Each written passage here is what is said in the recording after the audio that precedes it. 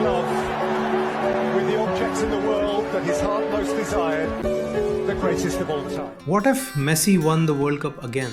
Could you imagine the huge difference of a Messi flying forward, transcending time? But let's be real. Winning the World Cup once already puts you among the greatest to ever do it. It's the holy grail of football, and winning it twice back to back is basically impossible.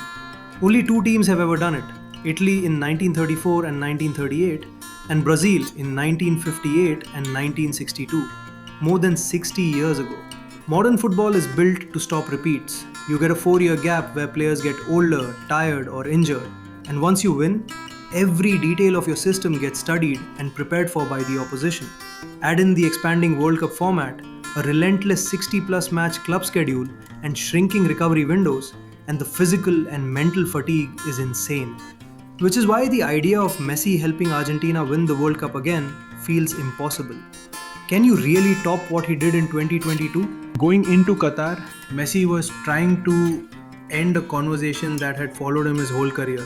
After losing the 2014 final, the 2018 round of 16 exit, and constantly facing comparisons to Maradona, he knew at 35 this was likely his last shot at the big one. It didn't start well. They suffered one of the biggest upsets in history, losing 2-1 to Saudi Arabia. But Messi didn't panic. He told the fans to keep faith, and then he dropped one of the greatest individual World Cup campaigns we've ever seen. He changed the game against Mexico by himself, scored a beautiful first ever knockout goal against Australia, dropped a ridiculous no-look assist against the Netherlands, and completely embarrassed one of the tournament's best defenders, Guardiola, in the semis. Then came that pure chaos in the final against France, probably the greatest match ever played. Even with Mbappe scoring a hat-trick and turning into a force of nature, Messi scored twice, calmly buried his shootout penalty, and finally reached the mountaintop. 7 goals, 3 assists, 5 Man of the Match awards, and the Golden Ball. Anyone trying to downplay his campaign as just penalties watches football with a blindfold on. The second he lifted that trophy, the GOAT debate ended forever. But here is the secret about this current Argentina era. While Messi is the GOAT, Lionel Scaloni is the mastermind who deserves a massive amount of love. Because talent alone cannot win you anything. Remember 2010? Argentina had prime Higuain, Tevez and a young Di Maria. But Maradona had no idea how to run the team, and they got crushed 4-0 in the quarters. We saw it again with Jorge Sampaoli in 2018, where the team looked broken and confused, leading many to think Messi's time was done. When Scaloni took over with zero senior coaching experience, the Argentine sports media laughed at him. But he proved them all wrong. He set up a 4-4-2 system and surrounded Messi with athletic, hardworking players so the GOAT could conserve his energy defensively. This sparked a revolution. Scaloni led them to the Maracana to beat a prime Neymar and Brazil 1-0 in the 2021 Copa America, ending a 28-year trophy drought thanks to an incredible chip by Angel Di Maria. Then in Qatar, Scaloni showed his true genius. After that Saudi Arabia loss, he adapted perfectly, injecting Enzo Fernandez and Alexis McAllister into the midfield alongside Julián Álvarez up top.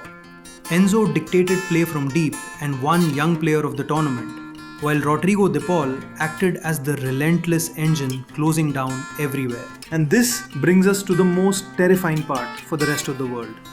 For the first time ever, the Argentina national team is still incredibly good without Messi. We saw a glimpse of this future at the 2024 Copa America. Messi wasn't at his absolute best due to his age, and he came off in the final with an ankle injury. What happened? Lautaro Martinez came off the bench, scored in extra time, and Argentina were back-to-back champions. In a World Cup qualifier against Brazil, without Messi entirely, they embarrassed Brazil 4-1 with goals coming from everywhere. McAllister, Enzo, Alvarez. This team is completely stacked with beasts who aren't afraid to do the dirty work. 1. In goal, you have Dibu Martínez, the fearless penalty king and mental games warrior who literally does keepy-ups against Brazil. 2. In defense, Christian Romero treats every duel like a war, and Lisandro Martinez is incredibly tough, making them an impossible wall to get past. You've also got aggressive overlapping wingbacks in Tagliafico and Molina. 3. In the midfield, Rodrigo De Paul is an absolute monster. If you think he's just Messi's bodyguard, you don't watch football. He creates, defends and bleeds for the shirt.